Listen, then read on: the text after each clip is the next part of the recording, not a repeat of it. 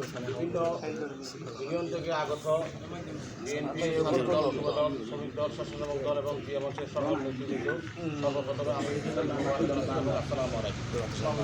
আসলে আপনারা জানেন, আমাদের বাড়িতে আমার ছোটো ভাই যখন নিষিদ্ধ থেকে রাজনীতি করে সেই সুবাদে প্রত্যেক বছর নেতা কর্মীরা আসে, তবে আসলে আমরাও কিন্তু আতঙ্কিত খতম, কখন পুলিশ আসে কখন আমাদেরকে থানায়।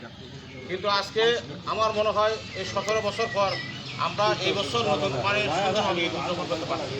এত সুন্দরভাবে ঈদ উদযাপন করার পেরে আমি সর্বপ্রথম ধন্যবাদ জানাচ্ছি আজকে আল্লাহ রব্বুল আলামিনের কাছে এই ধরনের একটা সুযোগ আমাদেরকে করে দেওয়ার জন্য। আসলে আপনারা জানেন, গতকাল আমরা একটা সংবাদ পেয়েছি, এটা জেনে আমি খুব মর্মাহত।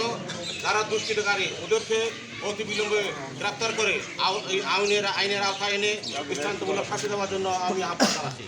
আমি আর বিশেষ কিছু বলবো না। সবাইকে ঈদ মুবারক এবং ধন্যবাদ জানিয়ে আমার বক্তব্য শেষ করলাম। আসসালামু আলাইকুম। ধন্যবাদ। এই মুহূর্তে আপনাদের সম্মুখে বক্তব্য রাখবেন রাঙ্গুনিয়া পৌরসভা যুবদলের সম্মানিত যুগ্ম আহ্বায়ক এবং পৌরসভা রাঙ্গুনিয়া রোয়াজাহাট বাজারের সম্মানিত সফল বাজার ব্যবসায়ী সম্মানিত সফল সাধারণ সম্পাদক জনাব কাজী